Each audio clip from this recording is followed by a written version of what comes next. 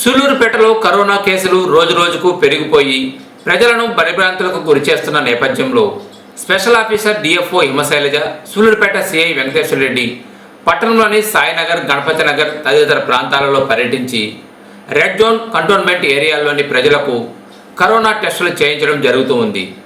అలాగే పట్టణ పరిసర ప్రాంతాలలో పర్యటించి బయట తిరుగుతున్న వారికి కౌన్సిలింగ్ చేయడం జరిగింది.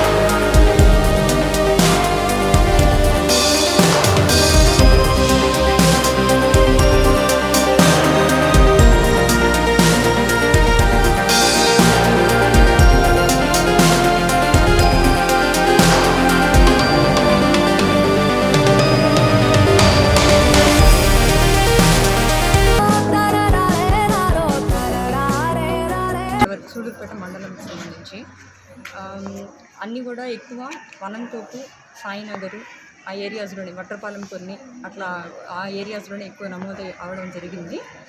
మేము వీళ్ళందరినీ కూడా అంటే పాజిటివ్ కేసెస్ని మనకి రిజల్ట్ తెలిసిన వెంటనే ఇమ్మీడియట్గా వాళ్ళని జీజీహెచ్కి అక్కడికి షిఫ్ట్ చేయడం జరుగుతుంది. అదే కాకుండా వాళ్ళకి సంబంధించినటువంటి ప్రైమరీ కాంటాక్ట్స్ అంటే ఫ్యామిలీ మెంబర్స్ అయి ఉండొచ్చు, వీళ్ళతో ఎక్కువసేపు గడిపిన వాళ్ళు అయి ఉండొచ్చు, ఆ మెంబర్స్ అందరినీ కూడా లిస్ట్ అవుట్ చేసి ఇమ్మీడియట్గా వాళ్ళని కూడా క్వారంటైన్ సెంటర్స్కి తరలించడం జరుగుతుంది. ఆ విధంగా సుమారు ఇప్పుడు వచ్చినటువంటి 59 పాజిటివ్ కేసెస్కి సంబంధించి సుమారు ఒక 100 మందిని దాకా మేము నాయుడుపేట టిడ్కోలో, తర్వాత గూడూరు టిడ్కో, తర్వాత నెల్లూరుకి తరలించడం జరిగింది.